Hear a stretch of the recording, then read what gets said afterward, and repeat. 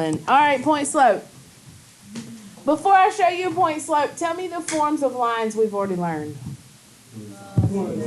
Horizontal line. A horizontal line looks like what? Line. Okay, we know that. Horizontal, no, but what's the equation look like? Y equals that number. Y equals, and then we put some number, I'll call it A. It doesn't really matter what number it is, right? That's horizontal.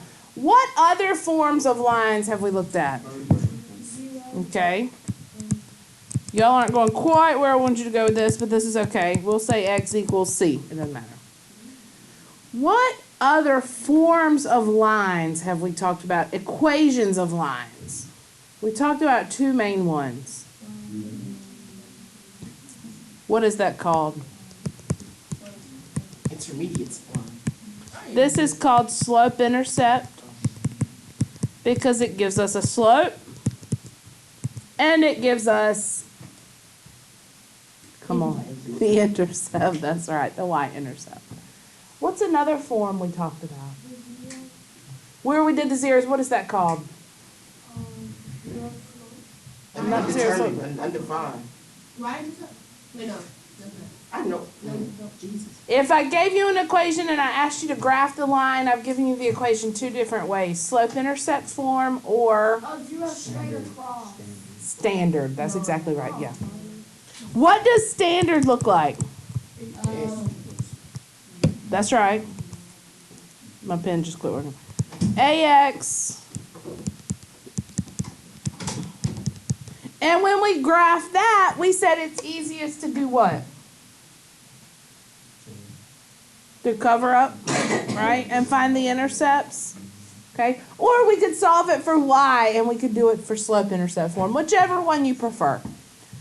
All right, so today we're going to talk about the third. CJ, put that computer away. We're going to talk about the third and final form of a line, and I really want you to understand that all three of these things are doing the same thing. They're giving us an equation, and we can graph from them or write the equation from them, all right? This last one is called point slope, and it is the most handy. Slope-intercept is the handiest for graphing a line. Michael, put that away, please.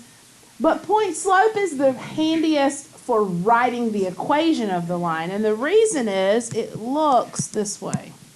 Y minus y1 equals m times x minus x1. Now this looks very convoluted, doesn't it? Looks difficult. It looks But I want you to think back when you were writing the equation in slope-intercept form. You found the slope first, and then what did you do? One of the points. And you plugged it in for x and y, right? You're going to do the same thing here, but there's a little less work. What this is, m is still your slope. And x1, y1 can be any point on your line. Any point at all. Okay? And if it says, give me the equation in point slope form, you can leave it there once you just plug the stuff in. Or you can take this form and you can get it to look like any other form. Okay, so let me show you how we do this. Y'all ready? Yes, Miss McGee, we ready? Good. Let's say, have y'all finished copying that? Write the equation of the line in point slope form that goes through the point 3, -2, and has a slope. What's wrong, George? Why are you sucking your teeth? My pencil's not messing up. You good now? Okay.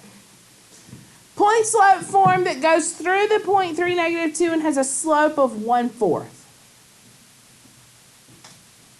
There's nothing to even calculate here. If you think about that point slope form,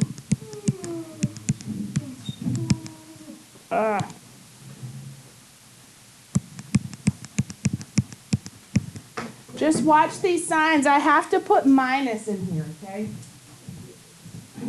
We haven't done it yet. All right.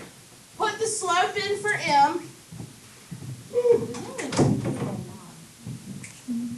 y minus y1 equals m times x minus x1. This is my m. This is going to be my x1, y1. So all I'm going to do is plug in what I know in here. Remember, every equation of a line, except horizontal and vertical, have an x and a y in the equation. So you still want an x and you still want a y. We just don't want two of them. So we do y minus, what's y1? Negative 2. The slope is 1/4. X minus, what is x1? That is a perfectly acceptable form of a line.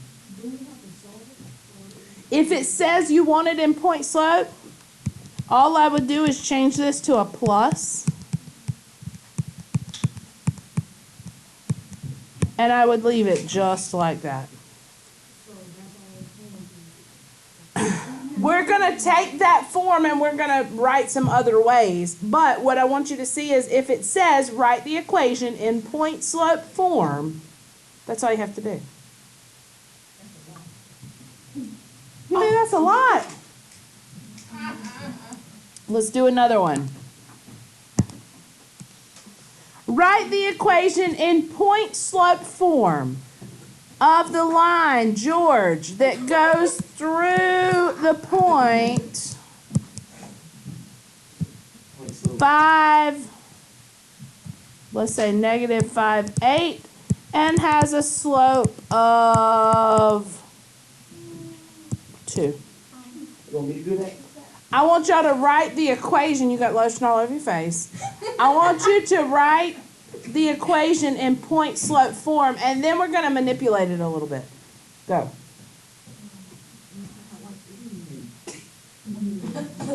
George, come on now. All right. Tell me what you got. Y minus 8 equals 2.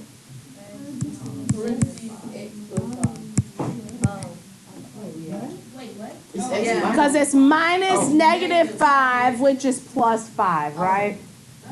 Good job, y'all. So we got distributed property. Okay, but if it says give it to me in point slope form, stop right there. That is point slope form. Now, George makes a good point, though, because what if it said give me the equation of the line in slope intercept form? Could I get from this equation to slope intercept form? Yes. Yes, slope intercept form means solve it for y. And so George said, I see a distributive property, and he's absolutely right. I would have y minus 8 equals what? Now what? And you got a plus 8. That's exactly right. I would add 8 to both sides. Now it's in. Slope intercept. All right, so this is point slope. This is slope intercept. Let me really test you. Y'all ready for this? Yeah. Can you take this equation and put it in standard form? Yes, you got a minus 2. Good job, George. Why? Because standard form does what? 8x plus ey equals. That's exactly right. You got to move this over. Negative 2x plus y equals 18. And now that same line is in standard form. I'm impressed, y'all. Y'all are doing good. I'm glad we took a little extra time practicing. So I've got 3 forms. Point slope, slope intercept, and standard. And they all do exactly the same thing. Excuse me. They all graph the same line. Okay. All right, let's kick it up a notch because, okay. As Xavier likes to say, I always throw a kink in it there at the end. All right.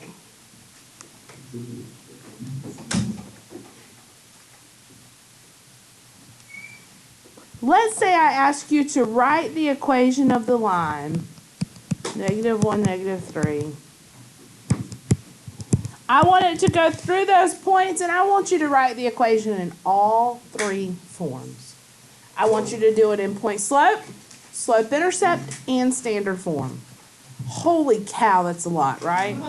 Holy cow, that is a lot. I want. Are you mocking me?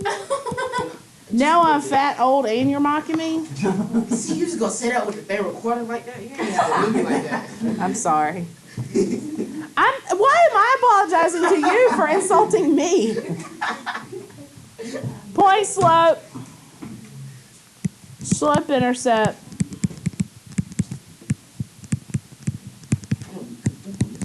and standard.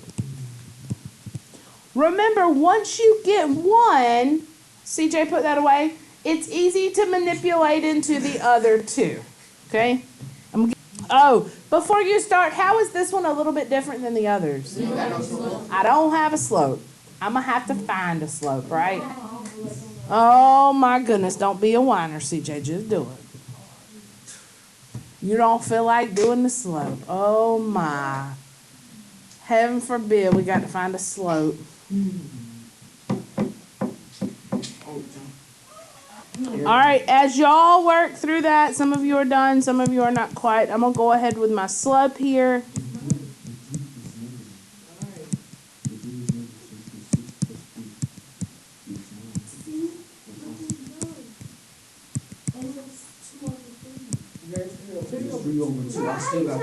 You can do it either way. All right. I hope everybody got 3/2 for your slope. Over 2.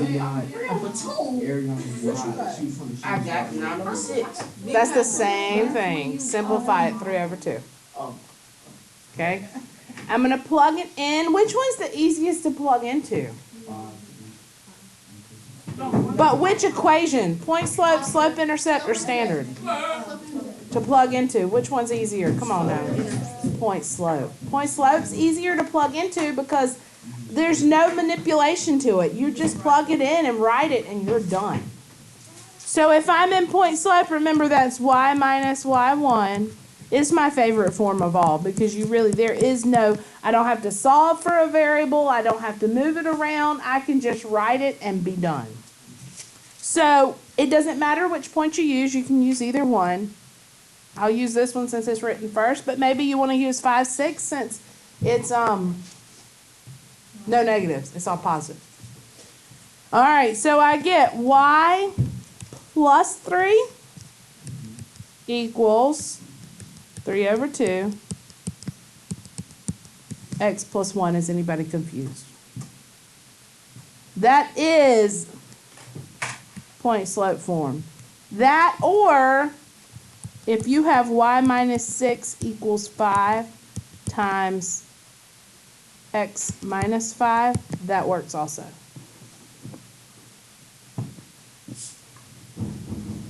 Either one of those is fine. All right, so now I need to get to slope intercept form. What do I need to do? Distribute.